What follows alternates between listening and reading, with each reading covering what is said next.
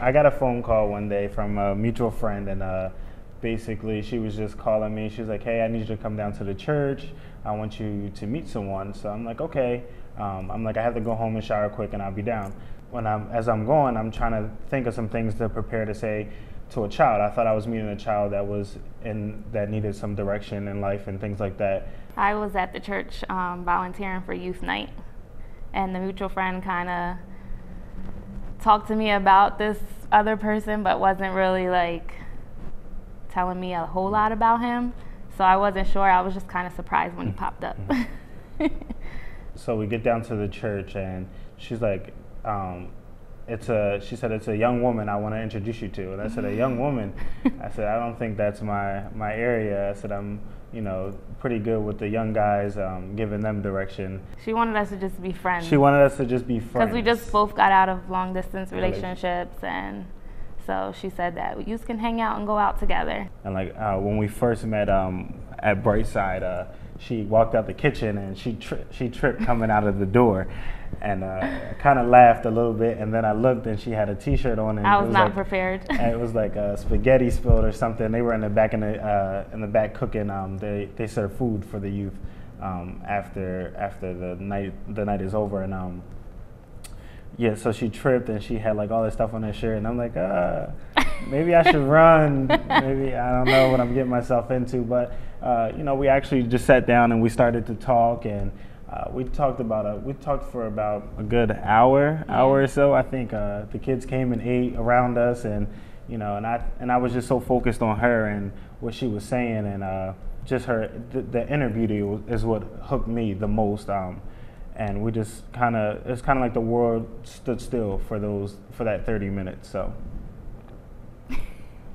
we started to hang out more and more. She finally introduced me to her daughter, and we went to the movies, where I think was our first date. And since that day, I fell in love with her right away. Just the way he was with my daughter when I wasn't around. Like no other man would go to my house without me being there and just spend time with my daughter. One day she was at Sprint.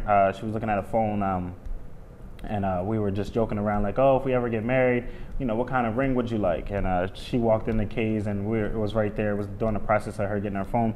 And she was like, "Oh, I really like this one." And I was like, "Well, try it on." I tried on a million rings. Yeah. So. And it's just hard to believe that he remembered the one that I really, really liked.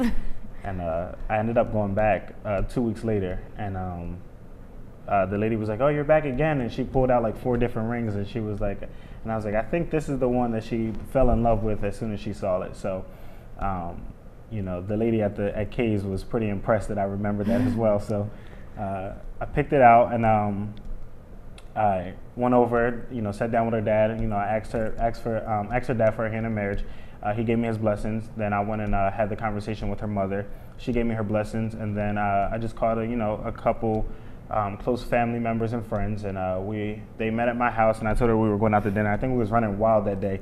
I had her with me the entire time. They were at the house getting some things situated, and I just remember just being so nervous, and then I couldn't tell.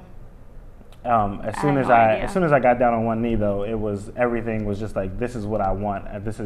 So all the nerves went away and everything just flowed. And our daughters were there.